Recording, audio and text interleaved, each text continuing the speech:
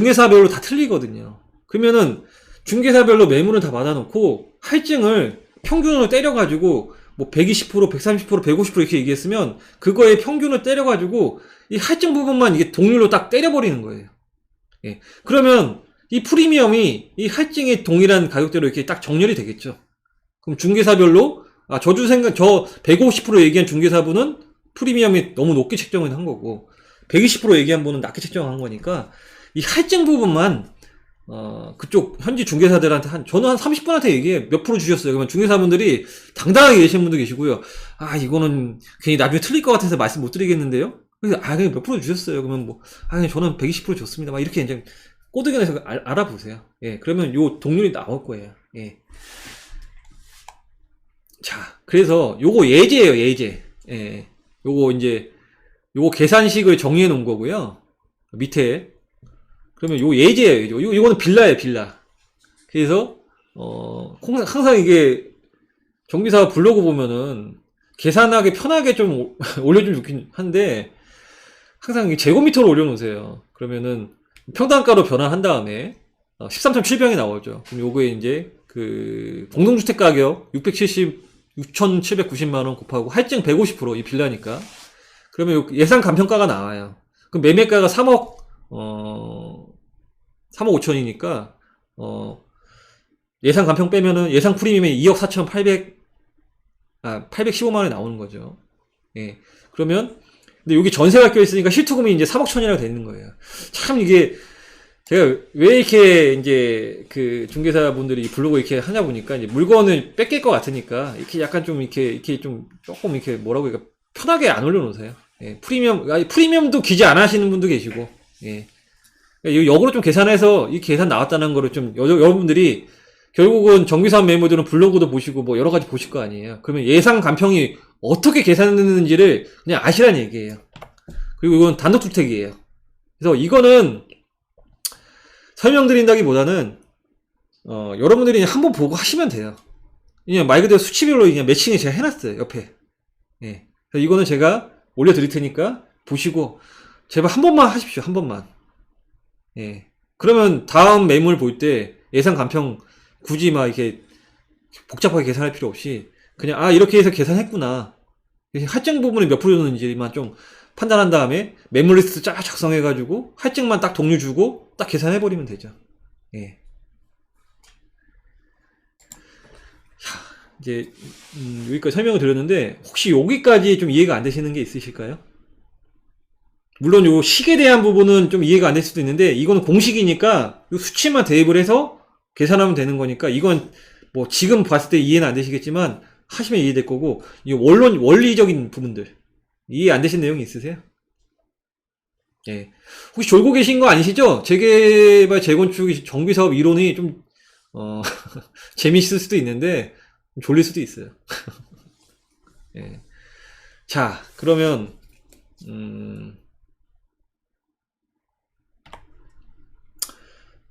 요새 뭐 조정장이다, 대세하락장이다 이런 얘기 많은데 좀 뭐 하락장에 대한 정비사업에 대한 부분도 좀 설명을 드릴게요. 이전 수강생들한테 뭐 동일한 내용을 설명드리긴 했지만 그러면 또 새로운 수강생분들 계시니까 설명을 드리도록 할게요. 이 부분은 솔직히 그래요. 단순히 하락장은 무섭다 이런 설명을 드리려고 하는 게 아니고요. 좀 원리적으로 좀 알고 계셔라. 단순히 그냥 공포심에만 쩔어있지 말고 제대로 좀 보자. 예. 제이스님, 일반적인 경우엔 거의 없다. 그러니까 일반적인 경우라는 게 말 그대로 비례율이 100%만 나오면 없어요. 근데 비례율이 100% 밑으로 떨어지면 발생이 되는 거죠. 예. 근데 보통 비례율이라는 거는 1차적으로 확정 비례율이 나오는 거는 이제 관리처분인가 총회 이제 일반 분양을 앞두고 그때 진행을 해요. 조합원 계약하기 전에. 예. 왜냐면 조합원들 총회라는 건 뭐냐면 주주들을 모셔놓고 분양가 이렇게 하겠습니다. 오케이? 동의? 땅땅땅 이렇게 하는 건데 거의 이제 공사기간이나 이런 거 다 계획해놓고 이제 비례율을 정하는 거거든요. 근데 천지지변으로 하거나 이런 어떤 둔충주공이 문제가 뭐냐 공사기간이 늘어나 버렸잖아요. 그리고 하나 이제 맹점이 뭐냐 공사비에 대한 계약을 전임 조합에서 이제 잘못한 거죠. 증액을 해주겠다고 했는데, 예. 물론 이제 증액을 해줘야 되는 건 맞긴 한데, 신규 조합에서는 그것도 이제 무마시키려고 했던 거죠. 여튼, 그런 어떤 조합의 그 내부적인 문제들이 아닌 이상은, 그냥 어떤 그 외적인 문제들이 아닌 이상은, 거의 원활하게 진행된다고 보시면 될 것 같아요. 근데, 일반적인 경우에는 거의 그렇지만, 이 변수라는 거는 아무도 예측을 못 하습니다. 예, 예.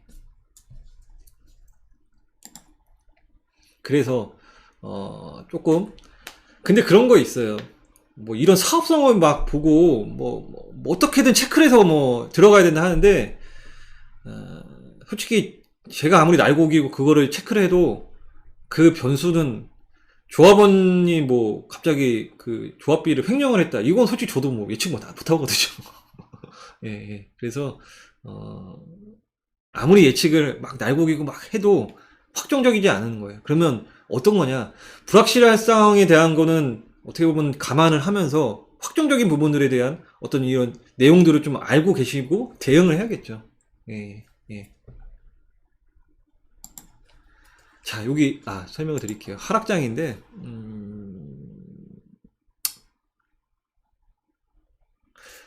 수도권이 이제 하락한 게 이제 최근에 하락한 건 이제 금융위기 때죠. 2008년도. 그래서 한 5년 정도, 4, 5년 정도. 2013년에 바닥 찍고, 이제 뭐 바닥 찍은 건 뭐 2013년이다, 15년이다 뭐 의견은 분분한데, 한 5년 정도 하락을 했는데요. 예. 이때 당시 이제 하락하기 전에 프리미엄이 이제 아현 3구역 이제 마레프죠, 마레프. 막부에 있는 거. 1억 5천이었어요. 1억 5천. 하락하기 전에. 그리고 하락하고 이제 약간 이제 금융위기가 터졌어요. 터지고 나서 프리미엄이 한 2천 정도 조정이 됐어요. 당연히 분위기가 안 좋으니까. 자, 이때 당시에는 보면 어떻게 보면 프리미엄이 1억 5천이니까 싸네 이렇게 하겠죠. 근데 이때 당시에는 1억 5천이 비싼 가격이에요. 예. 그리고 피가 1억 3천, 2천 조정했잖아요. 어떻게 보면 그때 당시에는 2천만 원이 많이 떨어진 거죠. 아까 관리처분 인가하니까 4천만 원 올랐잖아요. 예. 근데 지금은 어떻게 보면 뭐 1억씩 떨어졌는데 어떻게 보면 돈적으로는 되게 가슴 아프지만 지금 시기에서는 어떻게 보면 조정장에 그렇게 떨어질 수 있다는 거죠. 하는데 그 얘기를 하자는 건 아니고요. 그래서 이게 이제 거의 입주 시점에 금매죠, 금매. 피가 7천까지 떨어졌어. 하락장이 이제 거의 이제 막 극도의 공포심이 됐을 때. 예. 그러면 비교를 해보면, 프리미엄이 1억 5천에서 7천까지 떨어졌잖아요. 뭐 거의 뭐 절반 가격이 떨어졌죠. 50% 한데, 자, 이거를 얘기하는 거 아니에요. 뭐 헉헉 하지 마십시오. 좀 끝까지 보시고 생각을 해보세요. 끝까지 보시고.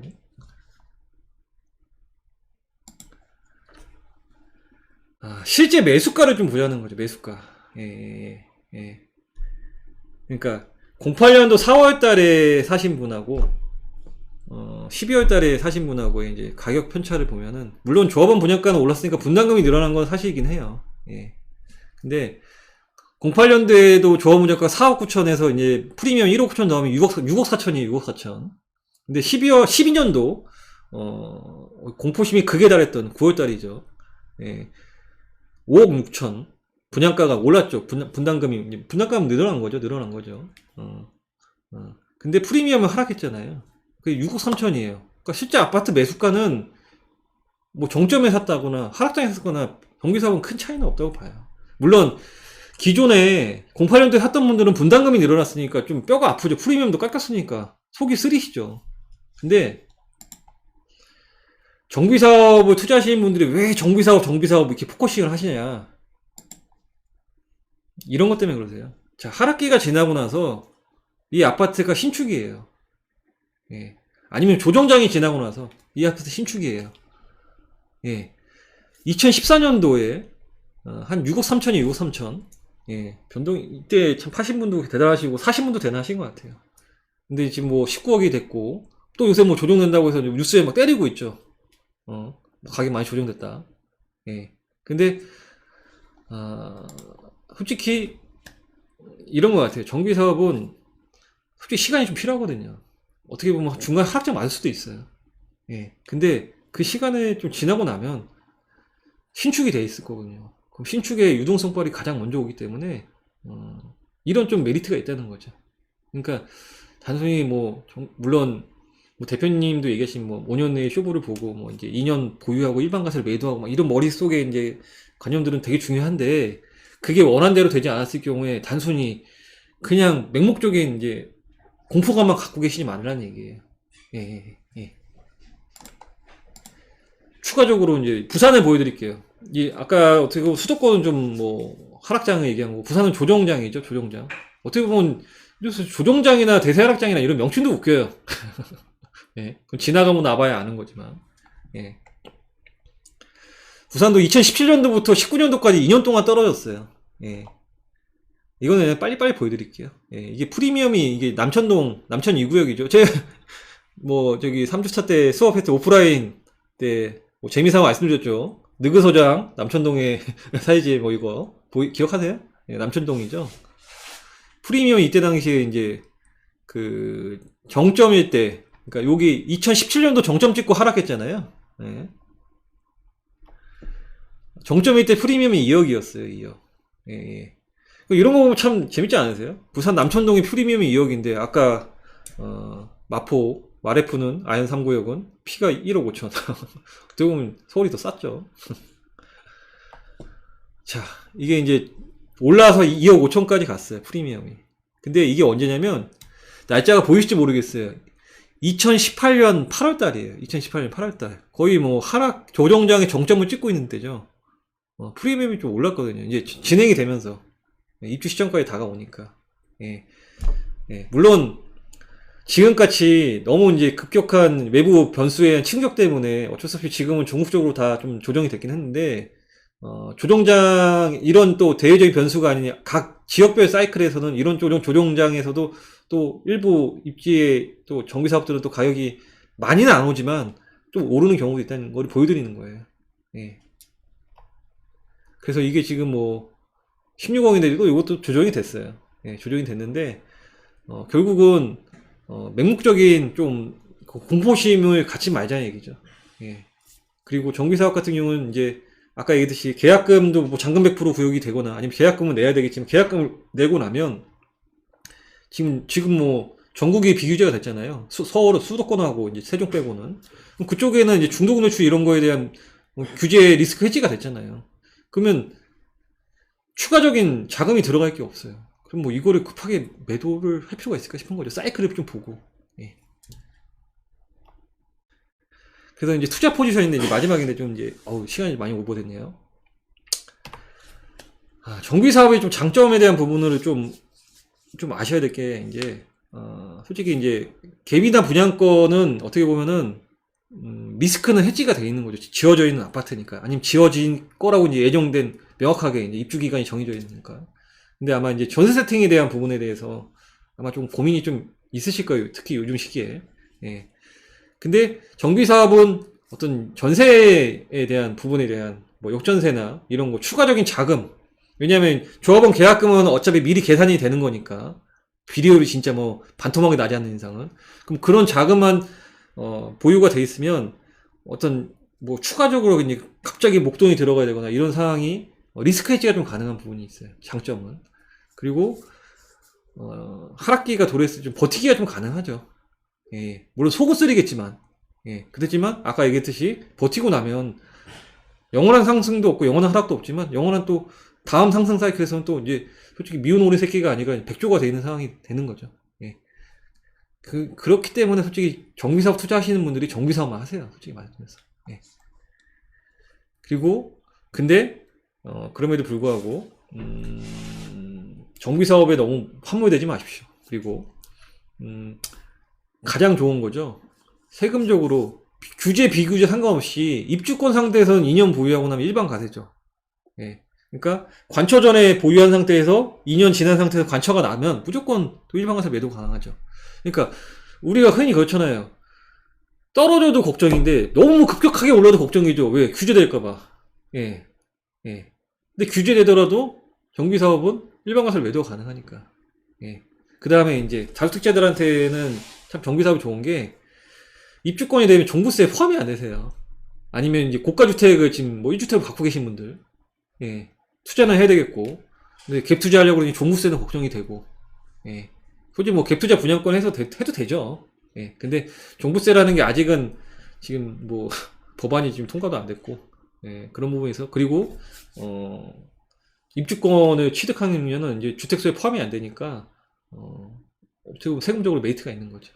근데 좋은 점만 있는 게 아니죠. 가장 큰 단점은 뭐냐? 결국은 이제 리스크죠, 리스크. 사업이 원활하게 진행이 되냐, 안 되냐. 예, 예. 그래서, 그렇다고 요 불확실성 때문에 투자를 하지 말아야 되느냐. 예, 또 그건 아니라고 봐요. 어떻게 보면은 이 아파트 투자에서의 가장 좀 고 리스크에 대한 투자처지, 요거 뭐 주식, 비트코인, 토지 투자 뭐 이런 걸로 봤을 때는, 이 부동산 전체로 봤을 때는 상가 토지보다는 아파트 투자가 좀 안전하잖아요. 예.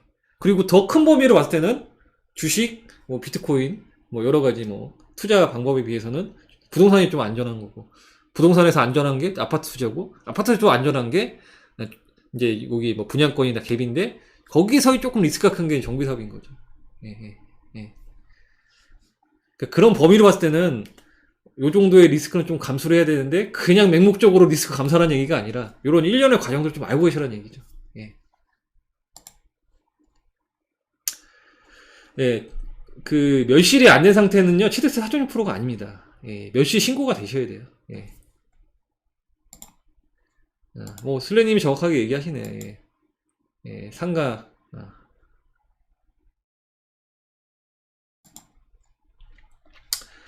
그래서 요새 이제 원체 다양한 명칭들이 나오죠. 그리고 뭐 요거만 관련해가지고 엄청난 이제 또 강의들이 또 이게 또 진행되고 있는데, 뭐 저희가 뭐 누차 얘기하지만, 신축을 기반으로 투자하되, 공시가 1억 미만이나 아니면은 뭐 이제 극초기 정비 사업들은 좀 투자를 좀 저희는 지양을 한다라고 얘기한 이유가 뭐냐면, 약간 좀, 리스크에 대한 부분이 좀 너무 큰 거죠. 예, 예. 그래서 솔직히 제가 이 얘기를 좀 설명을 드릴까 하다가, 제가 뭐 이 얘기를 설명드린다고 해서 여러분들이 그렇게 투자에 그렇게 큰 도움이 되지는 않을 것 같아요. 뭐 여기 권리 산정이 되고 나중에 잘못 매수하시면은 뭐 문제가 되시고, 뭐 현금 편성사 되시고, 뭐 이런 뭐 솔직히 권리 산정의 기준도 뭐 지금 신소통합기부터 모아주택부터 여러 가지 막 내용들이 많거든요. 근데 그런 걸 일일이 설명드려봤자 저는 투자적인 관점에서는 크게 도움이 되지는 않으실 것 같아요. 예, 예. 그래서 저는 요거는 아직은 투자적인 관점, 제 관점에서 여러분들 뭐 많은 다른 여타 유튜브 분들이나 아니면 투자하시는 분들한테 그분들의 관점을 욕하는 게 아닙니다. 이건 제 관점이에요, 제 관점. 예. 요거는 아직 투자적으로는 제가 봤을 때는 아직은 좀 아닌 것 같다. 예. 만약에 이거를 지금 해놓으신 분들이 여기 계시면 지켜보십시오. 이게 또 황금알을 낳는 거의가 될 수도 있습니다. 예. 예. 그래서 자, 투자 포지션에서 이제 중요한 게 뭐냐면 이제 대출과 세금이에요. 예, 예. 투자는 아무나 할 수 있어요. 근데 이제 대출과 세금을 봐야 될 게 뭐냐면, 지금은 또 규제가 다 풀렸으니까 이제 솔직히 어떻게 보면 좀 투자하기 좋은 환경이 됐죠. 근데 이제 외부적인 변수에서 이제 좀 심리적으로 죽어 있는 상태인데, 대출을 보면은 비규제 규제가 굉장히 중요해요. 왜냐면 아까 얘기한 이주비 대출이요, 그다음 중도금 대출, 이게 규제가 되면 안 되세요. 누구? 2주택자 이상 갖고 계신 분부터. 예. 그래서 요거를 꼭 명확하게 알고 계셔야 되고요. 자, 무주택자는 대출이 가능하세요. 정비사업 투자하는데. 근데 저 같으면은 무주택자고 만약에 실거주를 하시거나 뭐 투자를 하시건, 저 같으면은 솔직히 정비사업을 제 무주택 명의로 먼저 확인하지는 않으실 것 같아요. 예. 제가 지금 정비사업 투자한다고, 정비사업 강의한다고 무조건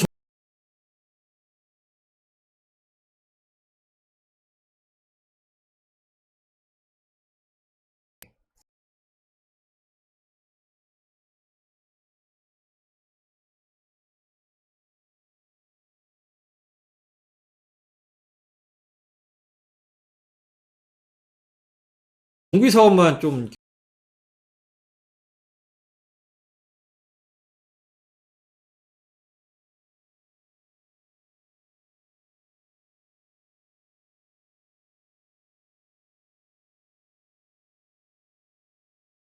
시간이 너무 아깝잖아요. 예. 이게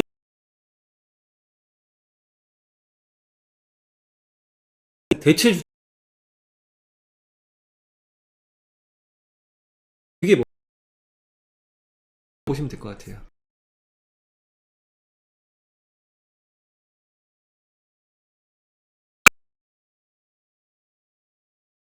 하나 예.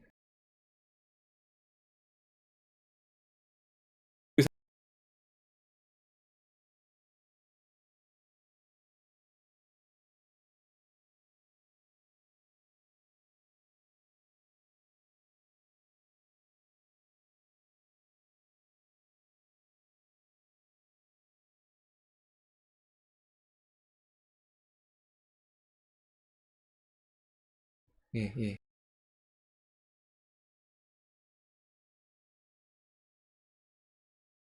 우상향 된다면 새 아파트에 들어 거의 뭐 입주까지 한 10년이 걸릴 것 같은데 10년 동안 전월세 왔다 갔다 하지 마시고 이런 게 가능하죠. 물론 자금이 좀 필요하긴 한데 충분히 이게 가능하다는 거죠. 예. 그리고 제체주택을 취득한 상태에서 이주비 대출, 중도금 대출은 규제 지역이면 처분 서약하고 하면 대출 실행 가능하니까.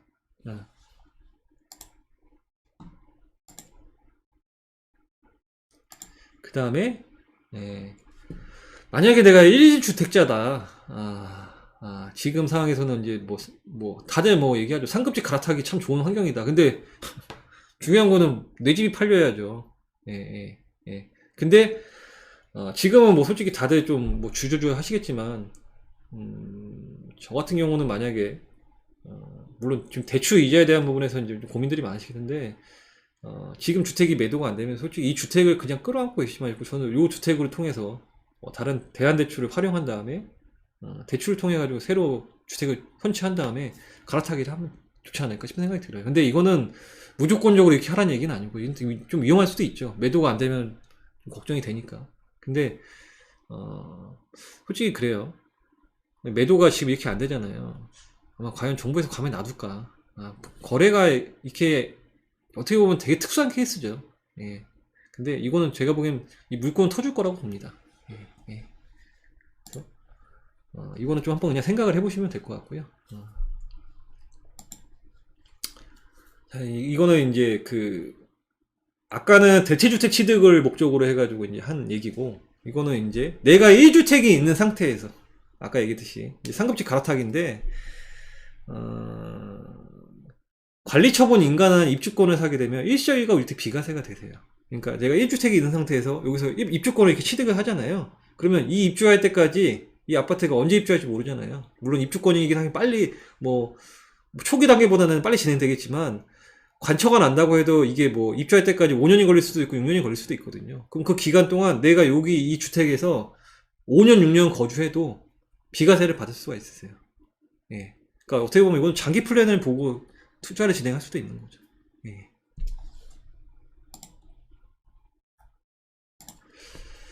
그리고 이거는 말씀드리지만 요새는 조금 아마 좀 매력적인 것 같습니다. 자두택자니까 이제 취득세 중과도 걱정되고요.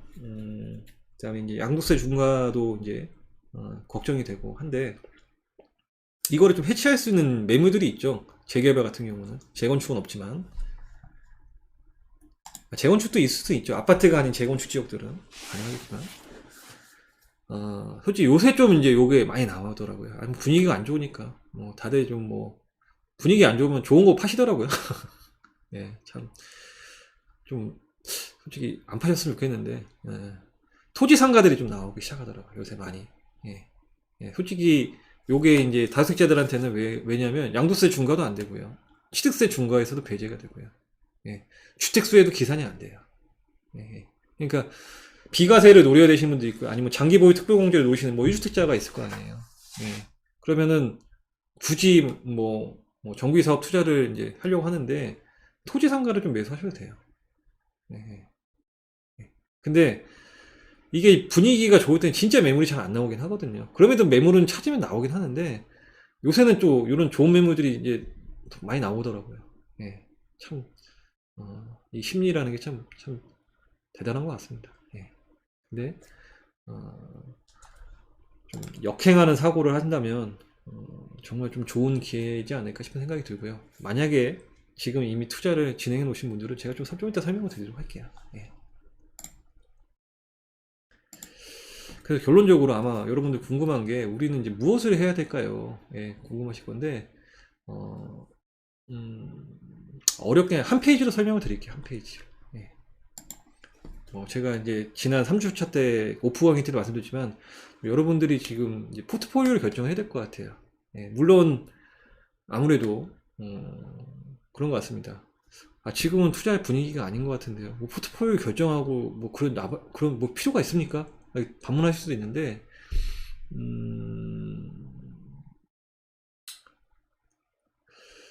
이 조정장에 대한 부분은 저희가 이제 계속 뭐 대표님 칼럼이나 아마 이제 저희 그 단톡방에 대한 저희 기조에 대해서 이제 아마 그냥 러프한 얘기가 아니라 구체적인 내용으로 아마 계속 이제 설명을 드릴 건데 솔직히 저희 생각은 좀 약간 조정 분위기로 생각을 하고 있습니다.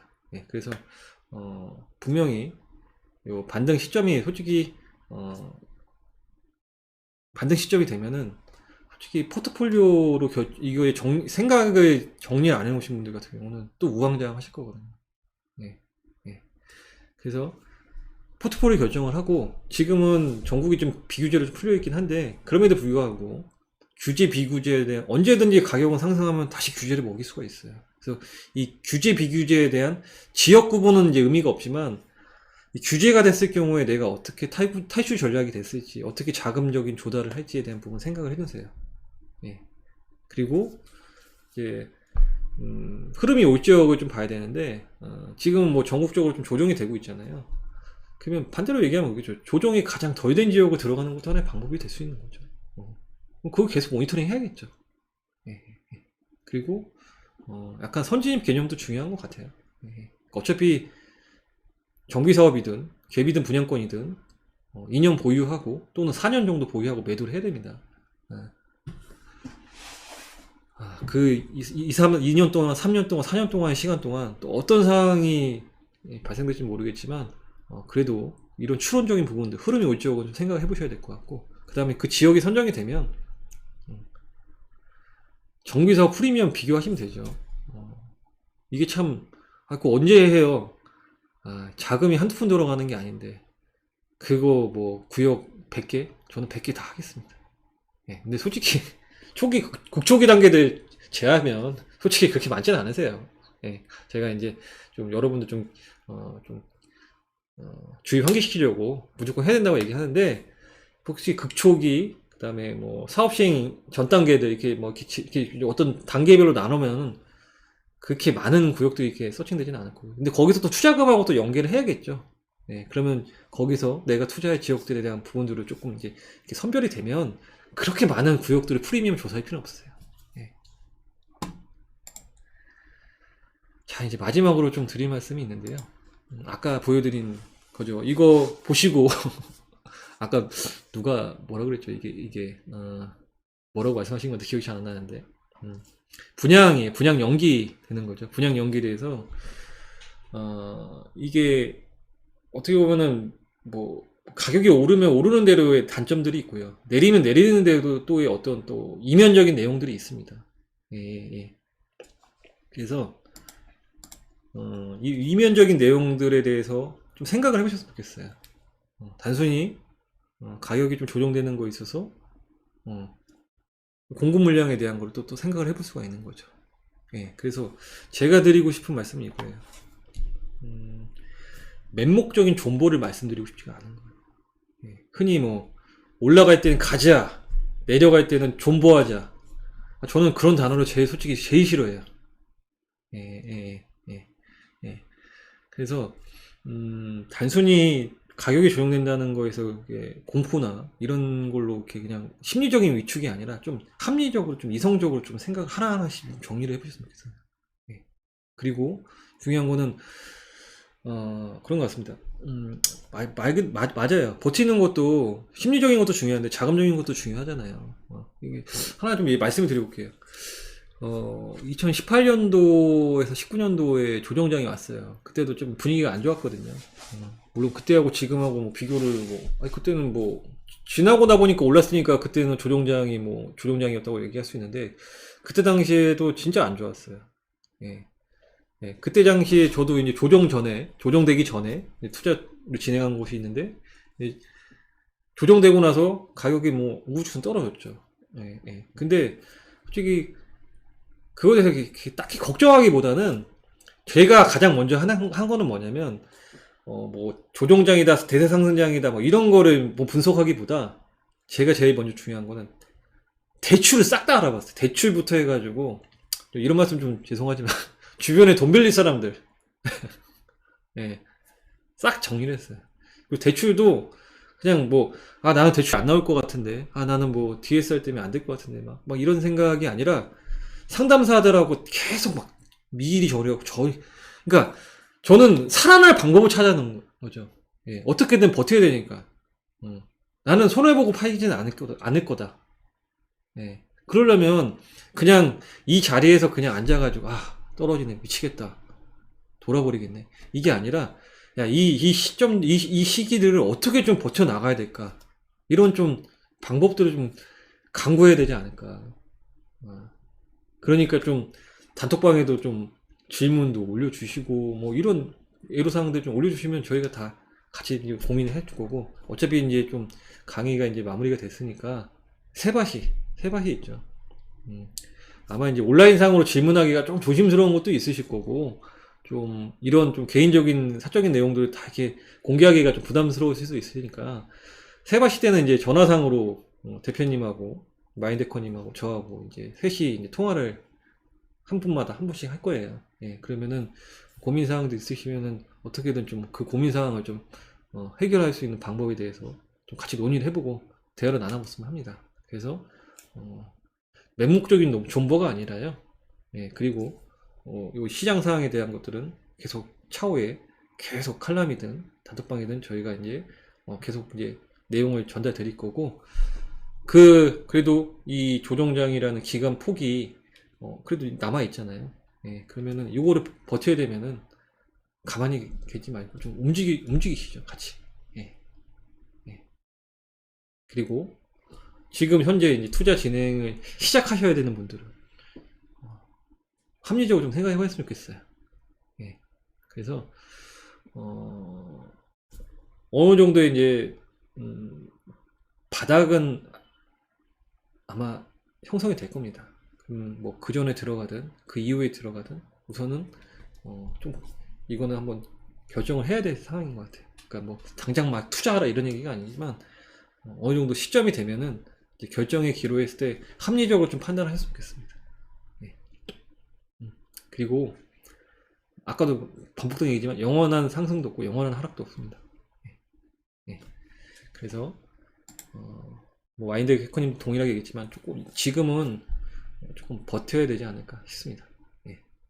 여튼 이 말씀 많이 드리고, 심적으로 좀 힘들고 많이 좀 어려우셔도 같이 저희도 여기서 있을 거니까 이런 부분들을 같이 좀 항상 도움드릴 수 있도록 노력하겠습니다. 예. 우선은 6주 동안 강의 들은 정말 고생 많으셨고요. 그 다음에 오늘 좀 최대한 많은 내용을 좀 전달드리려고 했는데 부족한 부분에 있어서 혹시 또 단톡방에 질문 남겨주시면 하여튼 최대한 답변을 남겨드리도록 하고, 강의 자료는 내일 좀 올려드리도록 할게요. 그리고 강의 후기 좀 느낀 점들을 좀 자주 남겨주세요. 그래야지 좀 그 내용을 보고 저도 이제 또 강의 내용 다음 강의 준비할 때 또 업데이트도 하고 할 거니까 편하게 남겨주십시오. 이제 지금 2시 50분이니까 10분, 15분이 아니라 10분만 쉬고 3시에 바로 시작할게요. 네, 쉬고, 정말 고생 많으셨고, 정말 조금 이 시기를 잘 이겨내셨으면 좋겠고, 그 다음에, 이제 시작하시는 분들은 진짜, 냉철하게 좀 상황을 모니터링하고, 단순히 강의 듣는 걸로 만족하지 마시고요. 예. 투자의 목적은 수익입니다. 공부가 아니고요. 예. 그렇기 때문에 냉철하게 판단을 해가지고 타이밍을 제대로 잡아야죠. 그래서 하시고, 여튼 본부장 항상 여기 같은 자리에 있을 거니까요. 항상 여러분들하고 같이 움직이도록 하겠습니다. 여튼 정말 고생 많으셨습니다. 감사합니다. 3시에 대표님 오시면 같이 다시 뵙도록 하겠습니다. 감사합니다.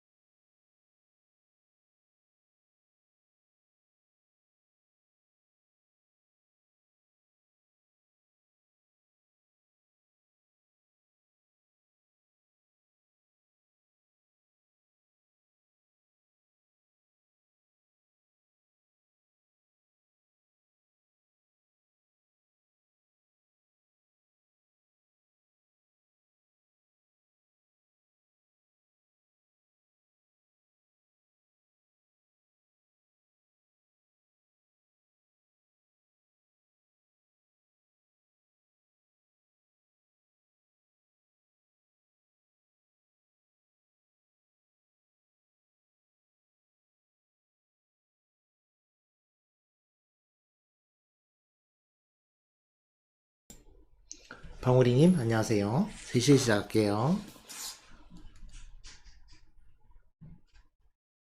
행복하게님 안녕하세요.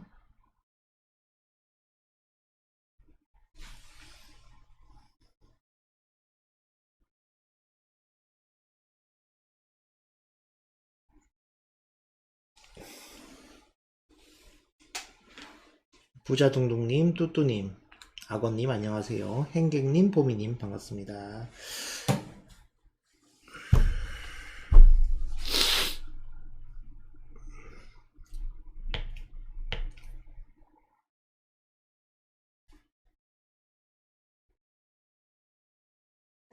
잘토끼님 안녕하세요.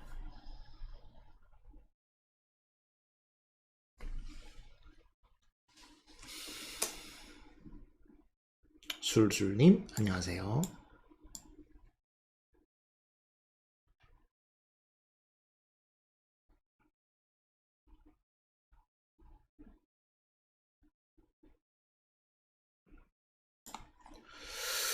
네, 볼매님 반갑습니다.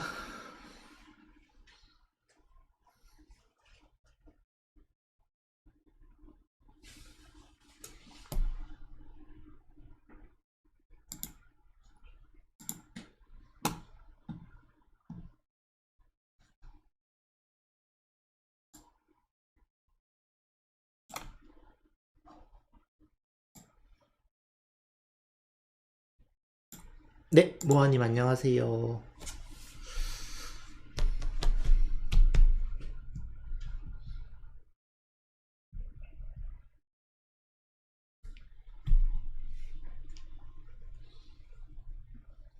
여름비님 반갑습니다.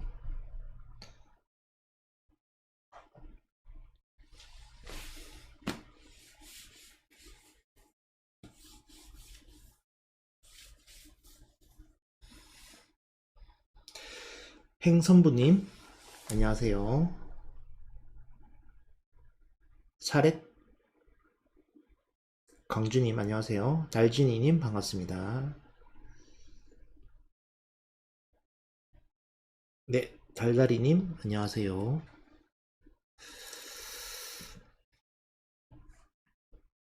네, 혼추님 반갑습니다. 슬레님 반갑습니다. 네리노님 안녕하세요.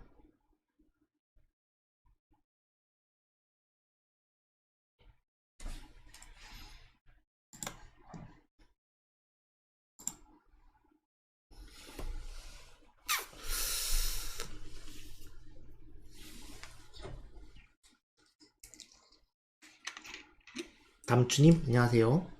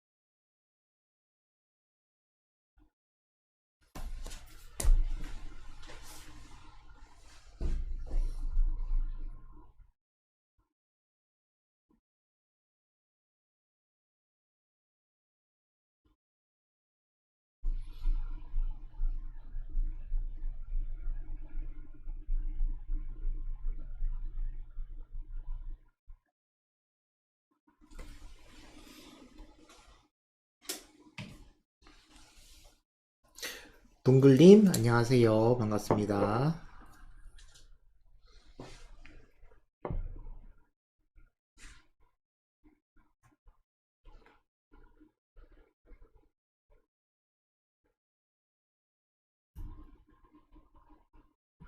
네, 마사님 안녕하세요.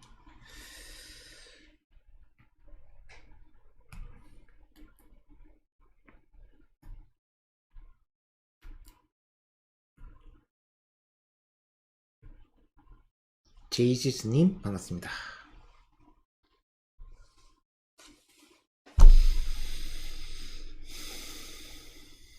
네, 코코아님 안녕하세요.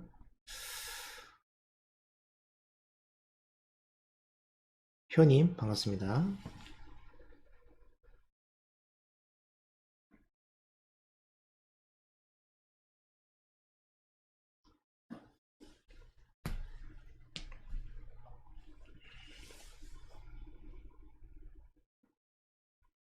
네, 가을이님 안녕하세요. 자, 셋입니다. 시작하도록 할게요. 셋입니다. 시작하도록 할게요. 자, 어제 일기신도시에 대해서 한번 말씀드려봤어요. 이게 일기신도시가 재건축이 힘든 이유, 가장 큰 이유가 뭘까요? 뭐 보시면은 뭐 추진 일지가 뭐 이렇게 나와 있는데 마스터 플랜 투트랙 뭐 계획을 세워서 뭐 국토부 정비기본 방침과 정비 지자체 정비기본 계획을 수립을 하는데 뭐 24년도에 이제 일기신도시 정비 선도지구를 지정을 한대요. 선도지구는 이제 정비 예정구역 중에 노후동, 시급성 등을 종합적으로 고려해가지고 우선적으로 정비 사업이 추진되는 곳인데, 자, 일단은 건축 연한이 30년이 이상 되는 아파트가 뭐 거의 뭐 그 16% 이렇게 돼요. 그래서 이렇게 이제 그 세대수가 많습니다. 12만 호, 8만 호, 8만 호, 3만 호, 3만 호 이렇게 많아요. 자, 힘든 뭐 코코아입니다. 뭐 어제 연기 시도 남아 있다 이렇게 말씀드렸는데 요 규모가 36만 호를요, 동시에 진행하면 어떻게 될까요? 어떤 일이 벌어질까? 동시에 진행하면. 동시에 진행하면, 예. 다시 폭등이지. 그러니까 일단은 정비사업은요, 선, 이주, 후, 입주잖아요. 이주한다는 것은요, 이미 가격이 급등을 초래한다는 거예요. 예. 그러니까, 물론 이제 종전이 이제 뭐 100세대에서 뭐 입주 시에 이제 120세대 이렇게 되더라도 일단은 100세대가 옮겨야 돼. 자, 옮기려고 하면 주변에 집이 있냐고. 집이 없잖아요. 그러면 어쩔 수 없이 가격이 급등이 초래될 수밖에 없는 거예요. 그래서 정비 사업을 동시에 진행하는 거는 좀 어렵고, 자, 24년도에 선도 지구에 이제 선정을 하는데, 선정이 있을 거고, 이제 탈락이 있을 거 아니에요. 선정이 있고 탈락이 있을 거 아니에요. 그러면 선정하기 위해서 물을 많이 강조를 할 거예요, 이 사람들은. 선정이 되기 위해서는 뭐 시범지구 연식이 이제 노후가 오래됐다. 우리 아파트는 바닷모래로 지었다. 이거는 뭐 강조를 하겠죠. 우리 아파트는 이제 화력 발전소 폐기물로 지었다. 폐기물로 지었다. 요런 거를 강조하겠죠. 건강에 너무 나쁘다. 그 다음에 골조가 뭐 불량이다. 뭐 이런 걸 강조하겠지 또. 또 뭐가 있을까? 철근이 규정보다 적다. 이런 게 있겠죠.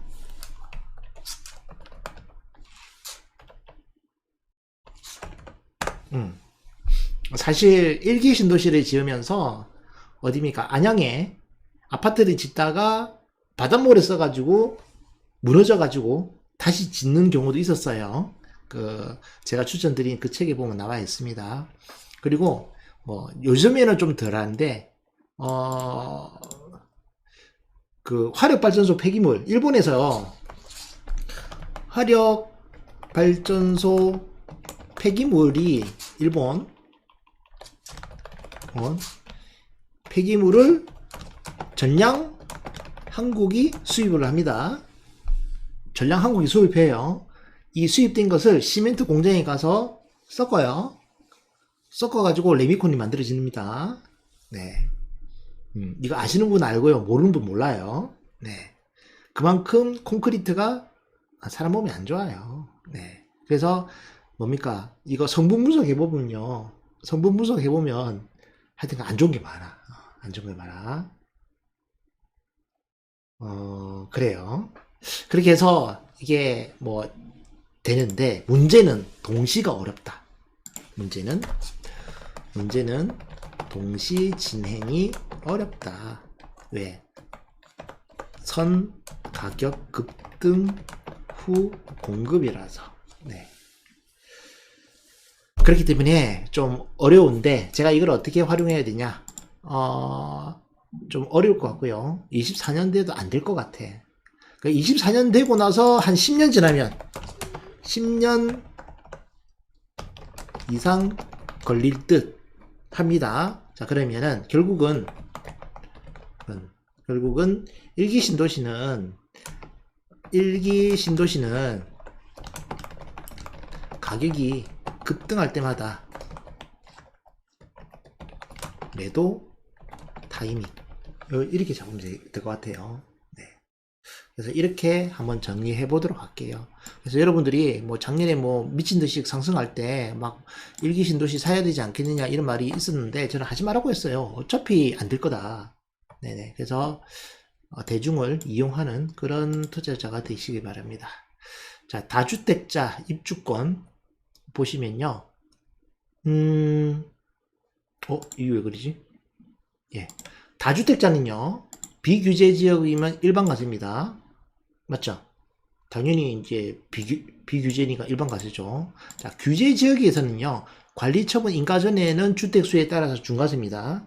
그리고 입주하고 나서도 주택수에 따라서 중과세고, 일반 과세로 팔 수 있는 것은 규제 지역이라도 관리처분 인가부터 입주 전까지 일반 과세로 팔 수 있습니다. 그래서 다주택자가 규제 지역 정비 사업에 투자할 때 출구 전략은 관리처분 인가 이후부터 입주 전까지 일반 과세로 팔 수가 있습니다. 그럼에도 불구하고 규제 지역에서는요, 규제 지역에서는 다주택자는 이주비 대출 안 나옵니다. 조합원 중도금 대출 안 나와요. 그렇기 때문에 다주택자는 잔금 100% 구역을 이제 이주비 대출과 중도금 대출이 나오는 요런 데에 관심을 가질 수밖에 없는데,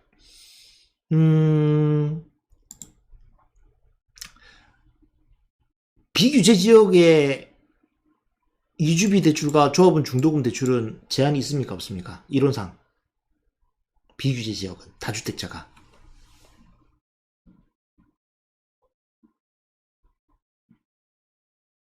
이론상으로는 제한이 없어요.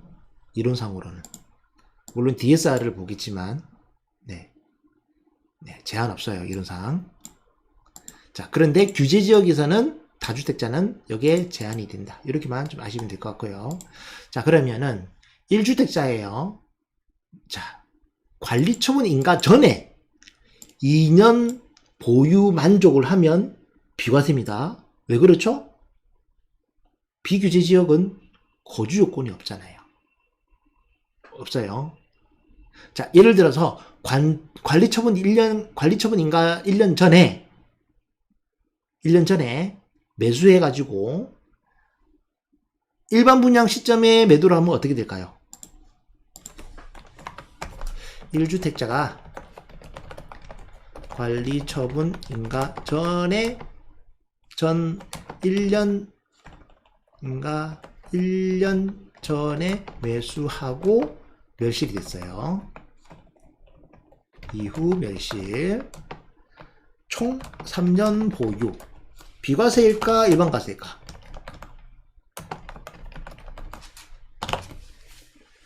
비과세일까? 관리처분 인가 1년 전에 매수를 했어요.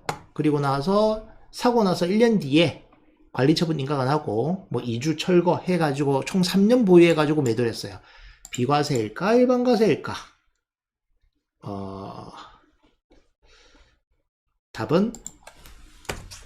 정답은 일반과세입니다. 왜냐면 관리처분 인가 이전 2년 보유를 불만족이기 때문에. 맞잖아요. 여기 있잖아요. 비과세 보유기간 불인정이라고 써 있잖아요. 비과세 보유기간 불인정. 다시 말해서 비과세를 받기 위해서는요, 관리처분 인가 전에 2년 보유를 만족을 해야 돼요. 네, 이게 중요한 거예요. 그래서 사람들이 헷갈릴 거야. 나 관처 전에 샀는데 2년 보유했는데 비과세 안 됩니다. 이게 문제예요. 자, 그 다음에 규제 지역이에요.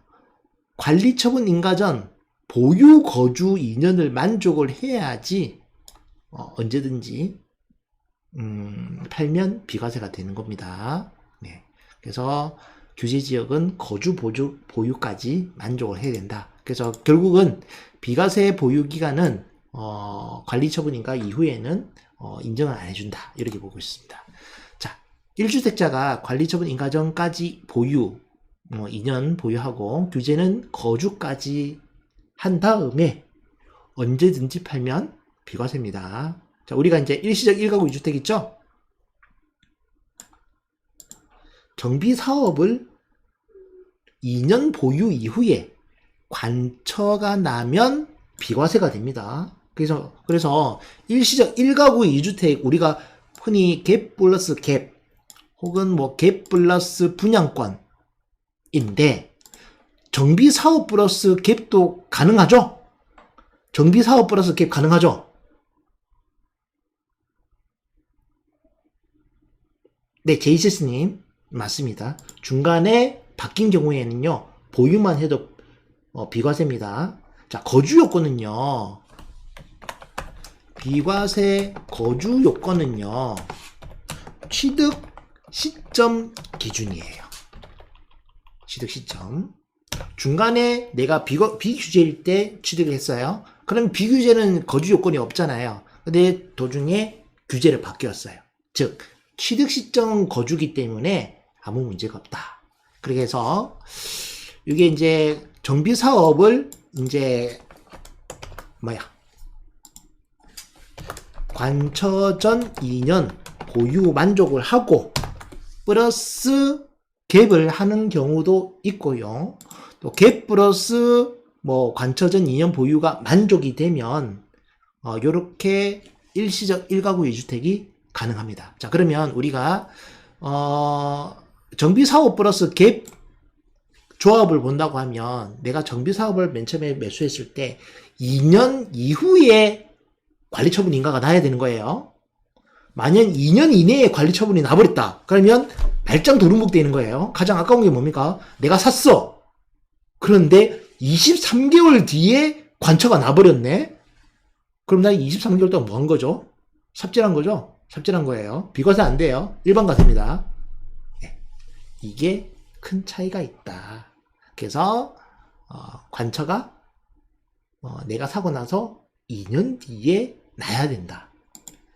자, 우리가 이제 그 정비 사업의 가장 특징이 뭐냐 하면 맨 처음에 우리가 최초 매수할 때는 주택수에 따라서 취득세가 1에서 13.4%, 12 플러스 1.2 하니까 13.4%가 되는 거예요. 자, 그렇게 해서 빌라 2억 5천짜리를 사게 된다고 하면 2억 5천에 13.4%를 내면 3,350만 원이 이제 취득세가 나와요. 여러분, 이게 감정가가 1억이고 피 1억 5천이에요. 2억 5천이면 여러분들은 좀 13.4%를 낼 의향이 있습니까? 없습니까? 낼 의향이 있어요? 없어요?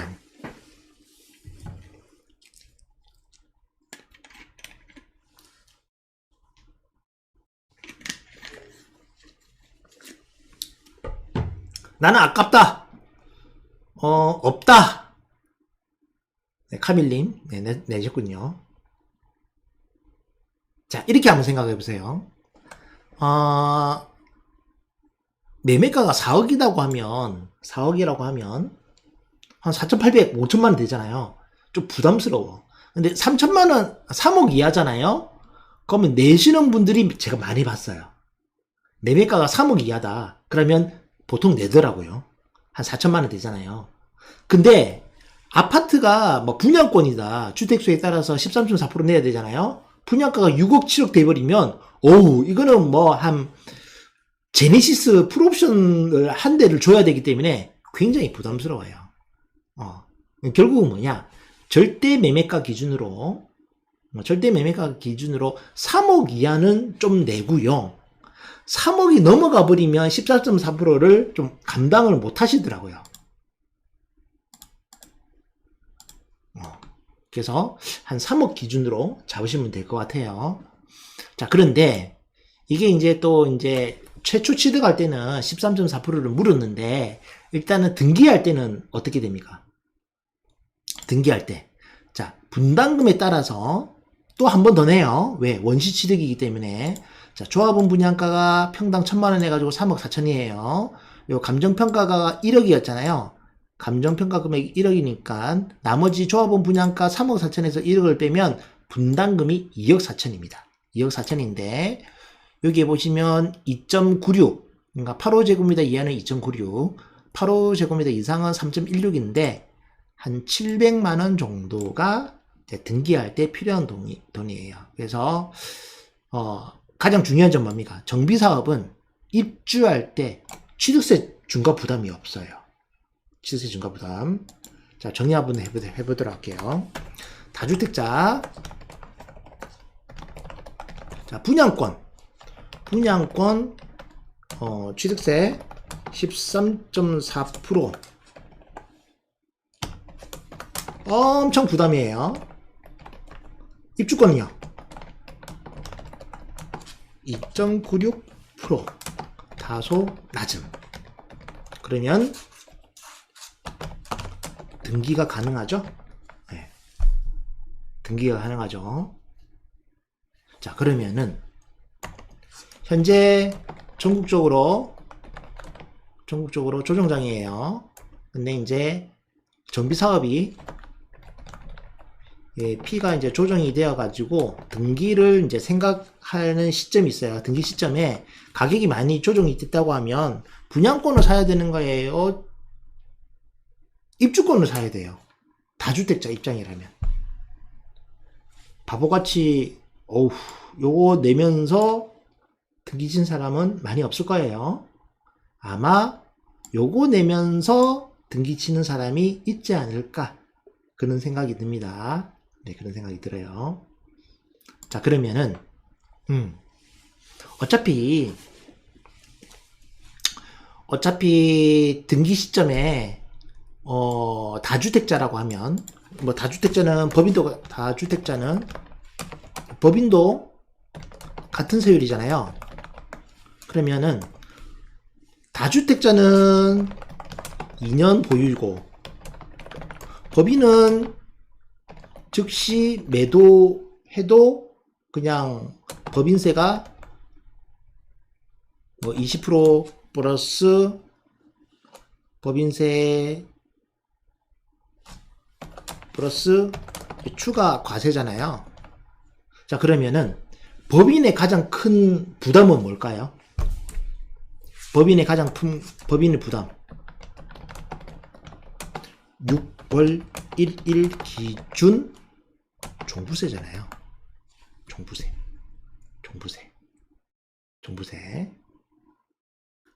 만일에 입주가 뭐 7월 입주하는 정비사업이다. 그럼 뭘로 사야 됩니까? 다주택자가 사야 되는 겁니까? 법인이 사는 겁니까? 법인이. 네, 7월에 입주하는 정비사업이에요. 당연하죠? 법인이에요, 법인. 법인으로 매수하고 단기 월세를 준 다음 입주가 마무리된 다음 해 6월 이전까지 팔면 돼요. 그러면 종부세 부담 없이 이렇게 팔 수가 있는 거죠. 예. 사실 여러분들 이제 사이클이, 그러니까 지금 조정장처럼 내려가는 게 약보합보다는 강보합으로 갈 때예요. 강보합에 갈 때 되면 입주가 어느 정도 6개월 이상 가버리면요, 거의 입주도 하고 물건 하나도 안 나오거든. 그럼에도 불구하고 2년이 안 지났는데 물건이 나오는 경우가 있어요. 법인 물건.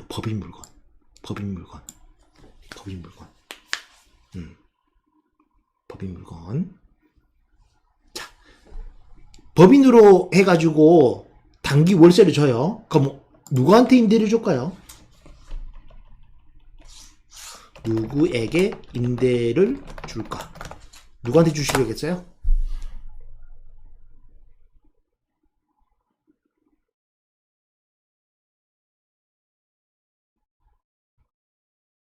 누구한테 줘요? 1번 입주장 공인중개사한테 주는 방법도 있고요. 2번, 아니 솔직히 입주장이 공인중개사들 여기에 입주 다 시키면 전월세 다 맞추면 그냥 빠이빠이잖아요. 다른 지역도 갈 거 아니야. 공인중개사한테 단기로 싸게 주는 거예요. 그 다음에 누구한테 주지? 모델하우스, 뭐 커튼, 그 다음에 인테리어, 이런 분들 뭐 본보기 집 해가지고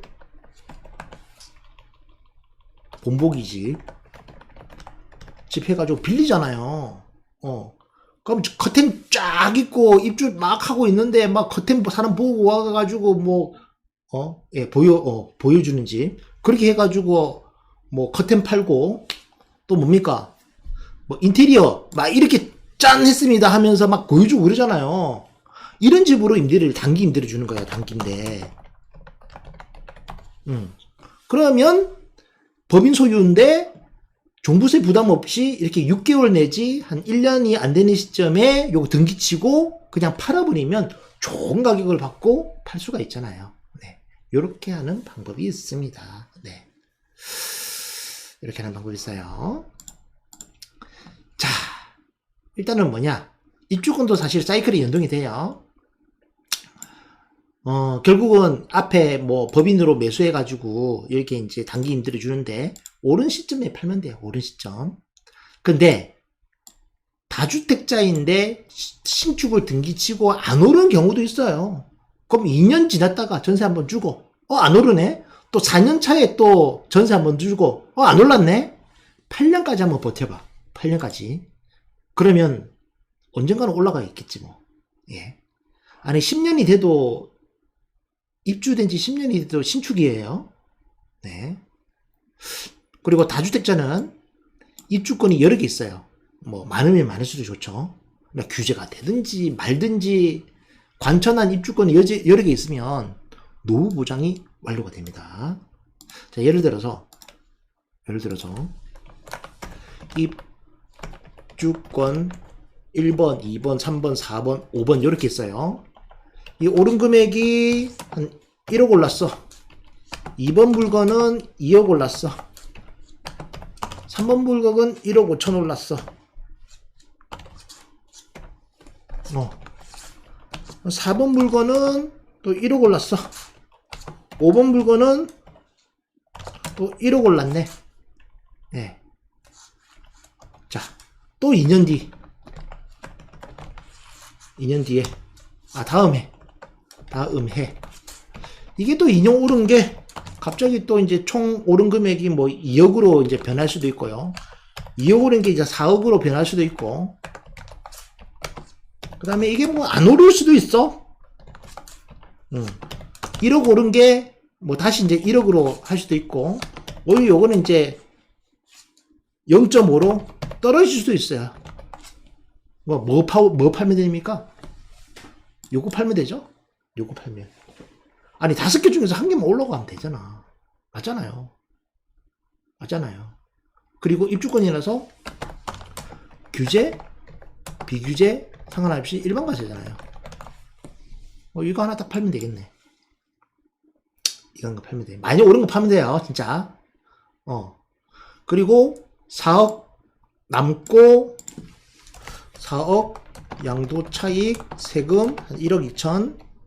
그러면 순이익은 3억 8천.